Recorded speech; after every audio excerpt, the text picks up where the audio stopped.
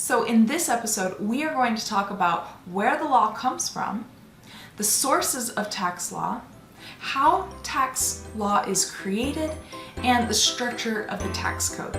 So let's get started.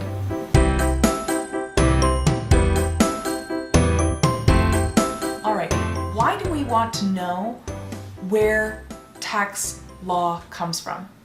Well, because it's a process, and because it's not just one thing. It's actually made up of the three branches of the government: the legislative branch, the executive branch, and the judicial branch. Law is initially started in Congress. It is then evaluated and interpreted by the administrative agencies created by the executive branch, the Treasury Department, and the Internal Revenue Service.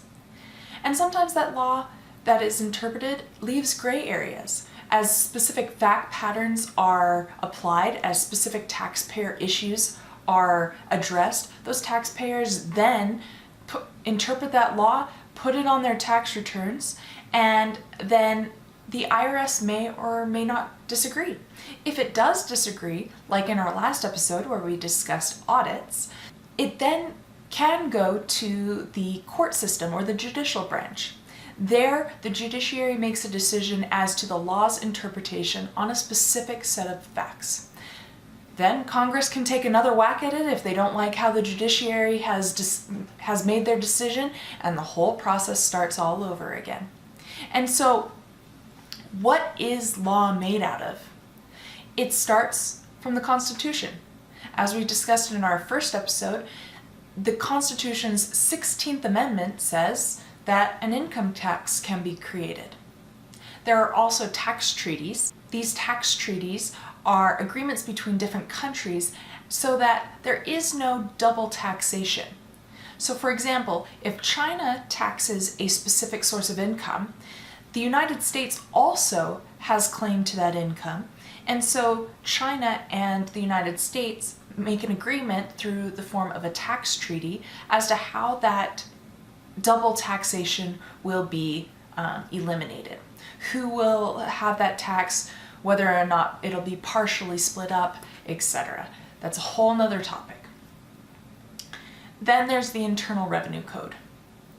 Those are statutory forms of law. The next form of law is administrative pronouncements.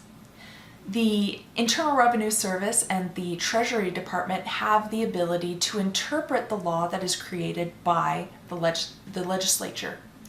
These are in the forms of regulations, where they go into more detail as to how they would apply the law created by Congress. Letter rulings, etc. And we'll talk about that in our next episode. And finally, there are court decisions.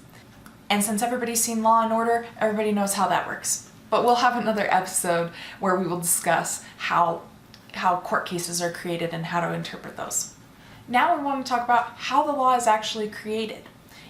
In Congress, the legislative process is that a bill originates in the House Ways and Means Committee.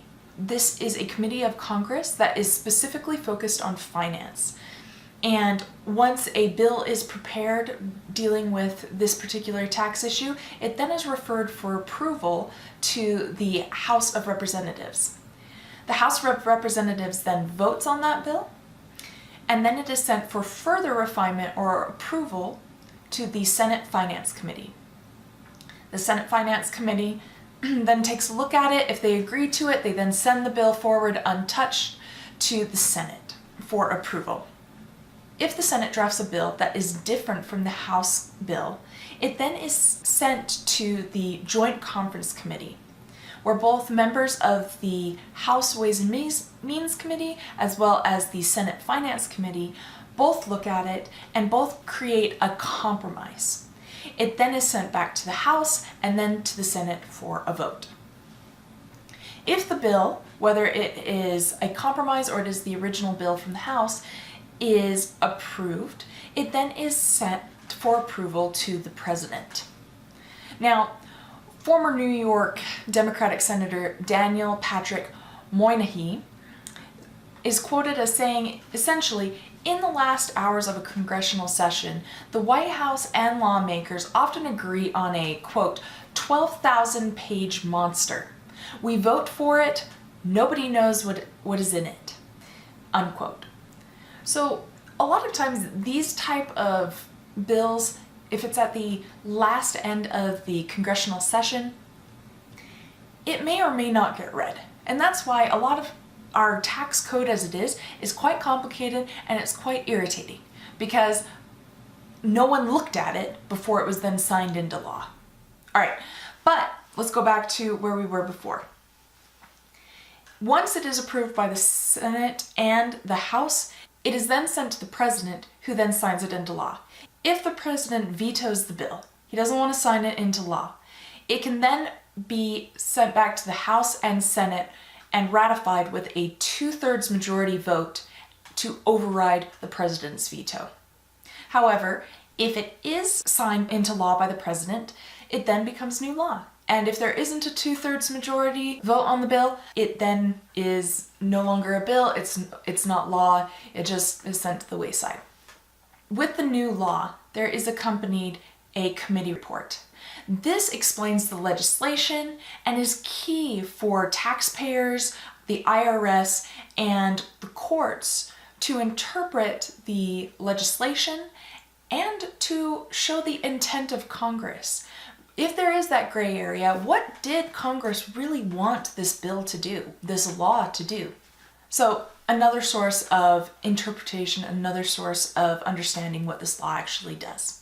Now that we know how the law is created, what is the structure of the Internal Revenue Code?